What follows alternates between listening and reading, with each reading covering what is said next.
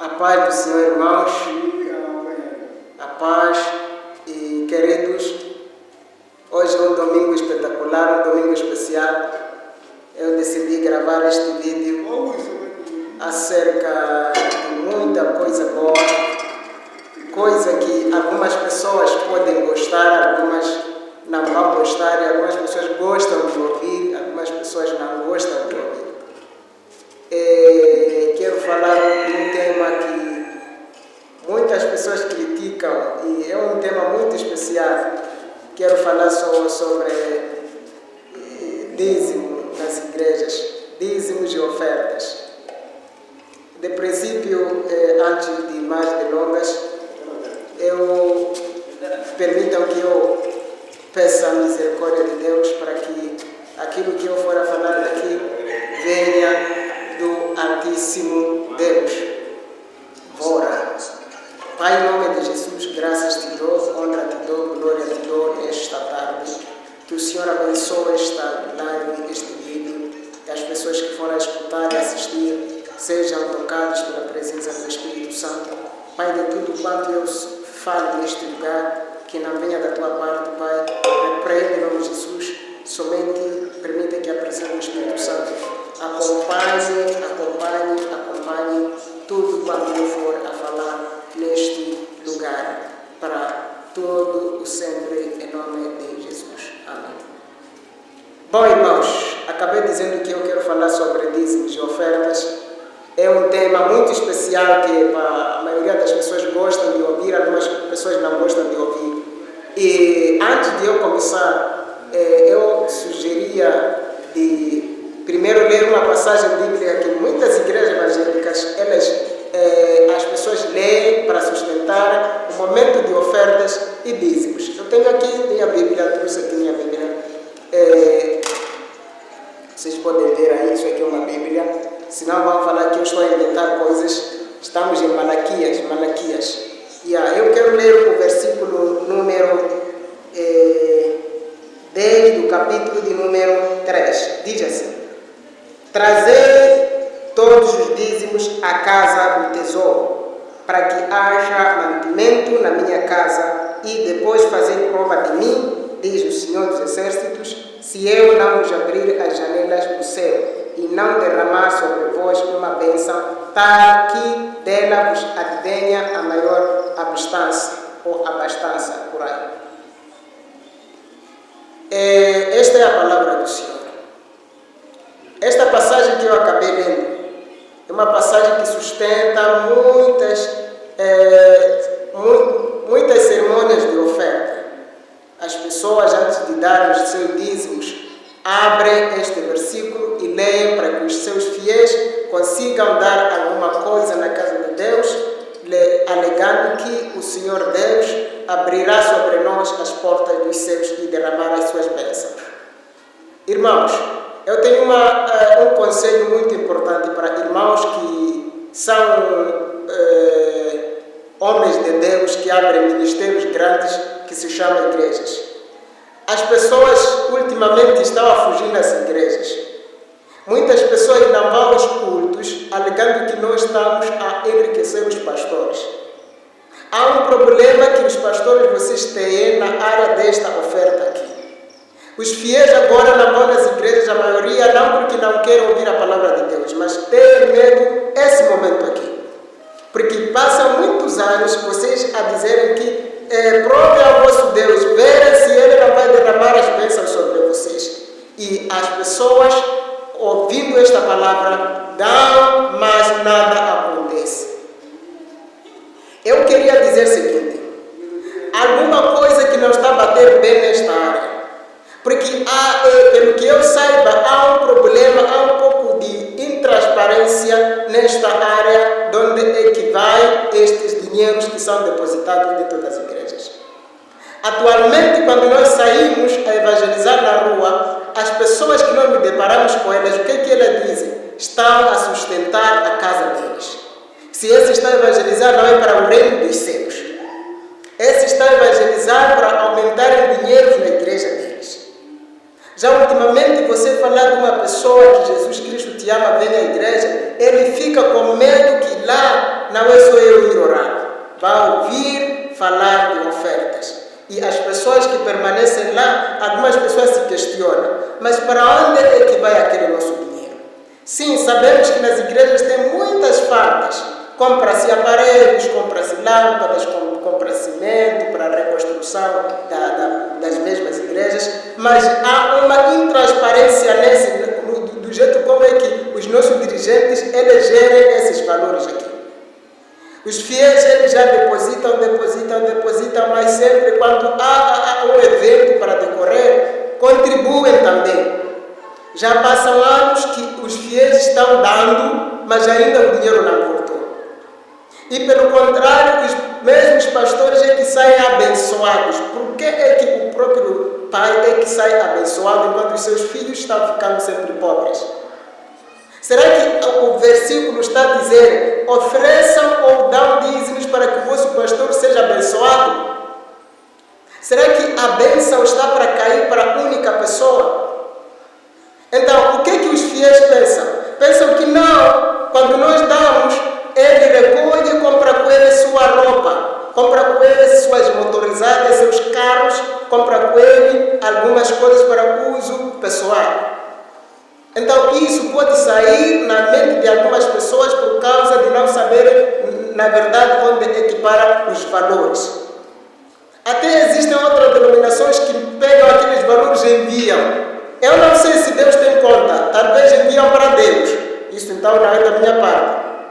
Eles depositam o valor, quando chega no final do mês, pegam, enviam para lá onde é que os pais grandes deles estão. Eu acredito, talvez pode ser que exista um pai grande que está a organizar valores para comprar a escada para os fiéis saírem pessoalmente irem ao céu. Alguém vai comprar a escada, porque é o que eu vejo, muitos líderes espirituais são ricos, capazes de comprar a escada para seus fiéis ir ao céu a pé. Mas não é isso. É porque eles só olham o seu prato. Eles só olham o seu estômago. Eles só olham a sua personalidade. Eles só olham as suas faltas dentro da sua casa, não olham o sofrimento dos fiéis. Existem pessoas até que vendem o seu próprio mantimento em casa, vender milho ou madagada, para levar o valor e ir dar na casa de Deus para que não falte mantimento. Mas ele pega aquele mesmo valor e investe nas suas boladas, como se diz agora. Então, isso é um problema que a maioria dos fiéis agora já não vão nas igrejas tendo medo disso. Agora, nas redes sociais, você falar do Evangelho, dizem, esses pastores ficam ricos por causa das nossas ofertas.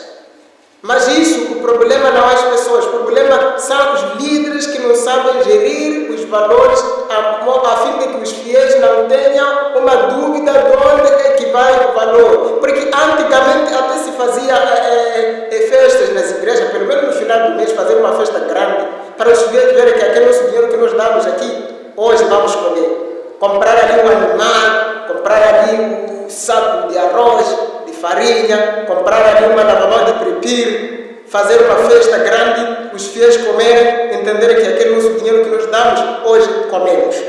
Porque não é possível que todos os anos a igreja se constrói.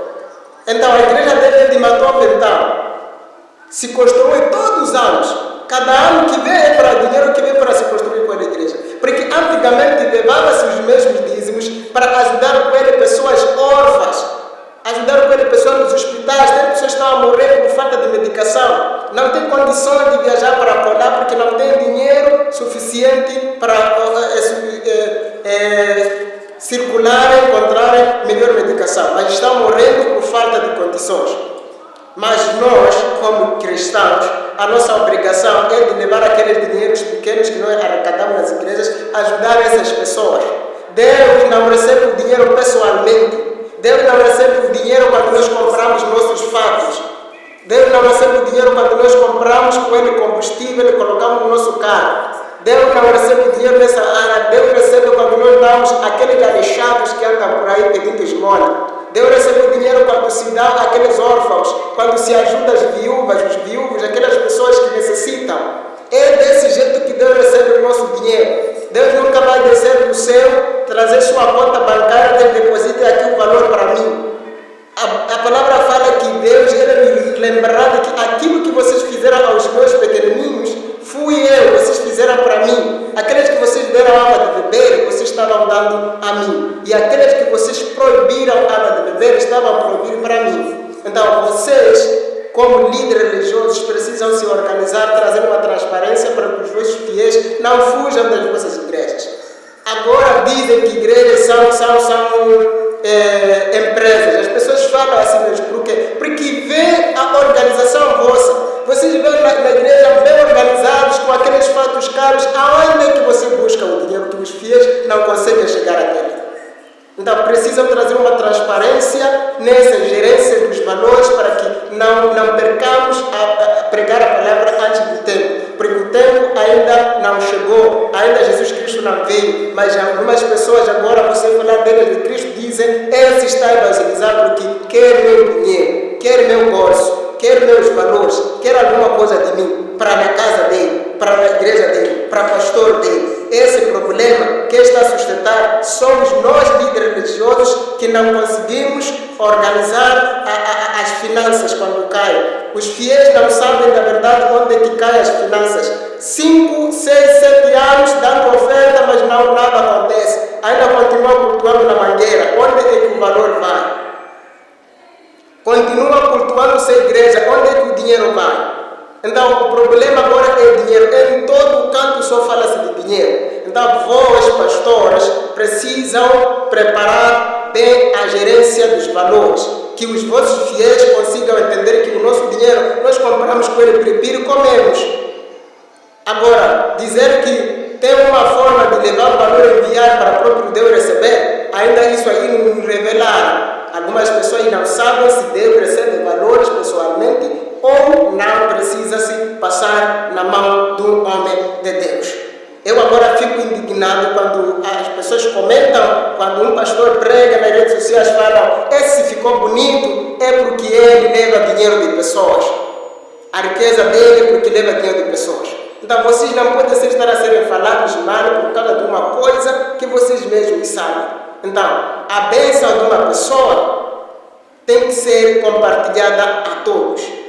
Numa casa não é possível só estar a ser abençoado uma pessoa, logo então não é bênção, então isso é pacto. Nós vamos começar a desconfiar. Precisamos que todos nós recebamos esta bênção que Deus disse: eu derramarei sobre vocês. Não disse derramarei sobre um de vocês. Este é o maior problema. Então, este foi o tema de hoje. É um tema muito chocante que muitos vão criticar nesse vídeo de hoje. Vão dizer: esse está a falar de quê? Isso é fome, isso é o quê? Mas não é isso. Algumas coisas que eu disse é verdade. São coisas que podem ajudar alguém. Mas aos fiéis que buscam o Evangelho verdadeiro, que buscam ir aos céus, continuem orando. O Evangelho não está só no dinheiro. Não se preocupem com valores, com a vida desta terra. Nós vamos deixar tudo que nós encontramos aqui na terra. Do mesmo jeito que nós viemos no ventre das nossas mães, nascemos sem nada, assim mesmo sairemos. Então, para quem busca o verdadeiro Evangelho de ir ao céu da salvação, continue buscando, continue indo na igreja, não se desanime, não se desfaleça, continue orando, continue visitando irmãos, continue orando para doentes, continue fazendo a obra de Deus, cujo Deus sozinho sabe como Ele vai resolver tudo quanto passa na sua vida. Continue fazendo a obra de Deus sem olhar nas circunstâncias, mas para os que fazem a obra em troca de valores, que eles recebam a sua sentença conforme como o juiz ele vai declarar para eles. Mas você que prega a palavra porque ama ovelhas perdidas, você que prega a palavra porque quer levar a multidão aos céus, continue pregando conforme como você é revelado, porque Deus levanta algumas pessoas para fazer o bem, algumas pessoas também para desfazer. Então, se você foi levantado como o próprio Yahweh para fazer valer as coisas, continue pregando o Evangelho de Deus, sem troca de valores. O segredo é você não ser como se fosse o rei da sua igreja. Nós não queremos the king of our church. Queremos todos termos o gênero de igualdade. Porque um só é que é o rei de todos nós. Então, se você se mostra como um rei, até tem pastores que chegam na última hora a um rei, bem casacado, enquanto já se colocou 13 perfumes.